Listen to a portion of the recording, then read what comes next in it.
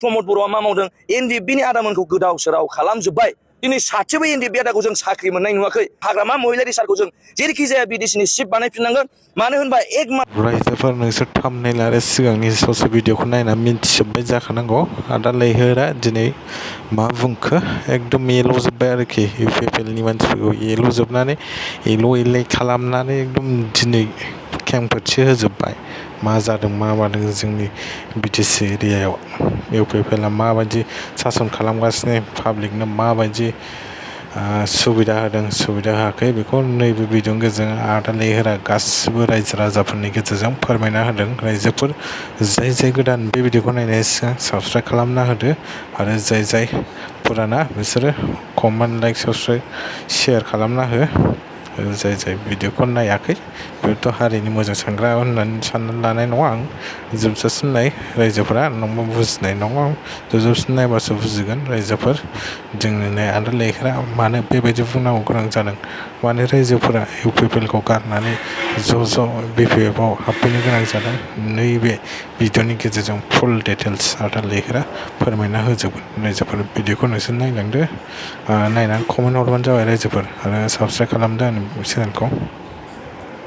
खुलुमबाय जोंनि बिडिसिनि साफ्रोमबो रायजो राजानिसिम आं दिनै बेलासिनि खुलुमनाय जासिहरबाय दिनै जोंहा बिपिएफ राजनिति दल हिसाबैहाय मोनफ्रोमबो जिल्लायाव जोंहा मोनसे ब्लेसिं रेलि दिनै बोर बिनाय मोनसे हान्जा सुरनाय हाबाफारि जा लाबाय थानाय जादों बेबायदिनो जोंहा दिनै चिरां जिल्ला हिसाबै दिनै जोंहा बुहुद माने आथिं गालायनो जायगा गैलायै लामा बा जोंनि नैबे जे स्पट बेयाव ओरैबायदि भिर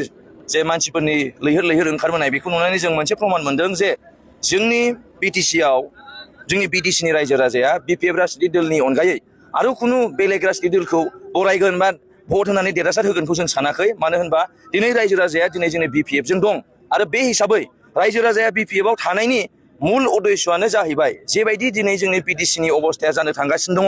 साफ्रोमबो रायजो राजाया खोनागासिनो दङ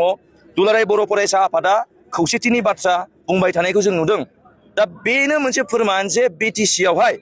बिजेपिआ दिनै माबायदि साग्लोबदों आरो जोंनि बिटिसिनि रायजो राजाबा दिनै जोंनि बर' रायजो राजाखौ माबायदि गाग्लोबनो नागिरदों बेखौ जों नुगासिनो दङ बिनि दायनिगिरिया एकमात्र मोनसेल' दिनै जोंनि बिटिसिआवहाय बिजेपिखौ जायगा होनायानो जाहैबाय इउपिपिएल आरो इउपिपिएल हिसाबै बिथाङा दिनै दरजा खुलिनानै होदों जायनि थाखाय जोंनि दिनै 6 शेड्युल बा ट्राइबेल बेडेन ब्लकनि पावारा खमायलांगासिनो दङ दा राजनिति दोलोआव थादोंब्लाबो जों बेखौनो खावलायनो नागिरदों जे बिटिसिनि रायजो राजाखौहाय जोंनि बिटिसिखौ सिगांनि बायदि पावार गोहो गोनां बानायनो दिनै जोंहा साख्रि होनो हानाय गोहो जोंहा दंमोन दा दिनै जोंहा बिटिआर सुक्तिनि गेजेरजों जों खोनानो मोन्दोंमोन जे स्कुलखौहाय प्रभिन्सियेलाइज खालामगोन जे गामियाव लामा दालां गैया बेखौ जौगाथायनि लामाजों बानायनानै होगोन दिनै हाग्रा ओनसोल बा हादान ओनसोलनो हा होनायनि बाथ्रा बुंदोंमोन दिनै बैफोर हादान ओनसोलनि रायजो राजाया जेबायदि खस्थ' दुखुजों दिनै संसार जागासिनो दङ बिथांमोननो न' बां हा बा थांनानै थानायनि थाखाय मोनसे राहा लामा बानायनानै होनायनि खोथा बुंदोंमोन नाथाय दिनै मोनफ्रोमबो फेलें गामि मोनफ्रोमबो इउपिपिएलआ सरकाराव फैनाय लोगो लोगोनो 2020नि उनावहाय गामि मोनफ्रोमबो गंनै ट्रेक्टर होनायनि बाथ्रा दिनै प्रमद बर' बिथांमोननि इउपिपिएल गभर्नमेन्टआ बुंदोंमोन नाथाय दिनै जों नुनो मोनाखै दिनै बिथांमोना बुंदोंमोन बिना गयारि मेदामोन बायदियाहाय साफ्रोमबो रायजो राजाया जाय न'खरा गोरिब गुन्द्राजों गोग्लैसोनानै दङ एमए पास बिए पास दङबा मोनफ्रोमबो न'खरावहाय सासे साख्रि होनायनि बाथ्रा होनदोंमोन नाथाय जों दिनै फेलें नुदों जों बिडिसिनि लाइमोन हिसाबै फेलें नुदों आरो बिडिसिनि रायजो राजाया दिनै इउपिपिएल आरो बिजेपिखौ माब्लाबाबो बरायनाय नङा जोंनि बिटिसिआव थानाय मोनफ्रोमबो जाथिफोराहाय दिनै बिपिएफजों दङ आरो बिपिएफजों थाबाय थागोन बेखायनो जोंबो खावलायदों बिपिएफ राजनिति दलनि जानानै दिनै जों लाइमोन गांखंनि जानानै बेखौनो खावलायदों जे फैबाय थानाय दिनाव जाहाथे जों लाइमोननि फिउचारा दिनै रायजो राजाया जेबायदि दुखु खस्थ' भुगिनांदों बेखौ आरोबाव बे दुखु खस्थ'खौ जाहाथे भुगिदानांथों बिनि थाखाय जोङो हाग्रामा महिलारि सारखौ जों जेरैखि जाया बिडिसिनि चिफ बानायफिननांगोन मानो होनबा एकमात्र सासेल' जोंनि बिडिसिनि जाय दिनै जोंनि रायजो राजा साफ्रोमबो दिनै राजबंशी बर' गार' मुस माइनरिटि बेंगलियानो होन मोनफ्रोमबो जाथि जनगोष्ठीखौ दिनै अनखांग्रा आरो दिनै बिटिसिनि रायजो राजाखौ बिथाङा माने बयखौबो समान नोजोरजों नायग्राया जाहैबाय हाग्रामा महिलारि सार बिनि बादै दिनै प्रमद बर'आ मा मावदों एनडिएफबिनि आदामोनखौ गोदाव सोराव खालामजोब्बाय दिनै सासेबो एनडिएफबि आदाखौ जों साख्रि मोननाय नुवाखै दिनैहाय एनडिएफबि आदामोना जेबायदि दुखु खस्थ'जों भुगिनांदों बेखौ जों नुनानै थानो हायाखै बिनि थाखायनो जोङो लुगैदों आरो खावलायदों जाहाथे हाग्रामा महिलारि सारखौ आरो फिन खनसेबाव जोङो बिडिसिनि चिफ बानायफिननानै जोङो दिनै बिडिसिनि जे अबस्था गोहो बोलो खमायलांनाय जाहाथे बेखौ जोङो आरोबाव बारायनो हायो आङो जोबथायाव फंसे बाथ्रा बुंबावनि आंनि धोरोमनिफ्राय जानानै दिनै जोंहा हाग्रामा महिलारि साराहाय जेबायदि बिडिसिनि अबस्था आरो बिडिसिनि लाइमोनफोरखौ गोदाव सोराव नुबोगासिनो दङ बा नुगासिनो दङ बिनि थाखाय जोंहा हाग्रामा महिलारि साराहाय बिडिसिनि लाइमोनफोरनि थाखाय 100 कौटि रां बाहायनायनि खोथा दिनै जोंनि हाग्रामा महिलारि साराहाय मोनफ्रोमबो मिटिङाव प्रसार खालामबाय थादों। बे 100 कौटियानो जाबाय दिनै एककालीन माने मोनसे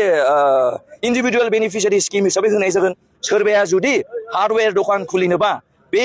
100 क्र'रनि गेजेरजों हरनाय जागोन। सोरबाया जुदि विंगार सालायनानै जुदि गावनि माने थांनानै थानायनि लामाखौ नागिरनो लुगैदोंबा बे हिसाबैबो जोंहा बे 100 कौटिनिफ्रायनो होनाय जागोन। सोरबा बिउटि पार्लार खुलिनोबा सोरबा दखान खुलिनोबा दिनै स्मल स्केल बिजनेसाव जुदि सोरबा आगान होजेननो लुगैदोंबा बेखार लाइमोना बे 100 क्र'रखौ बेयाव बाहायनाय जागोन। दिनै सोरबा ITI पास जानानै थादों दिनै बिथांमोना साख्रि बाख्रि मोनाखै बिथांमोना जाहाथे गावनि थांनानै थानायनि थाखाय माबा मोनसे दखान बा माबा मोनसे बिजनेस स्टार्ट खालामनो हायो बिनि थाखायबो जोंहा बे 100 क्र'र स्किमनिफ्राय जोंहा बाहायनो दिनै हाग्रामा महिलारि साराहाय आखायाव लादों आरो बेखायनो जोंबो गोगायै जों बुंदों जे जों बयबो लाइमोना जाहाथे हाग्रामा महिलारि सारखौ जोङो आरोबाव फिन खनसे बिडिसिनि चिफ बानायो आं बेखौनो खावलायनाय जाबाय।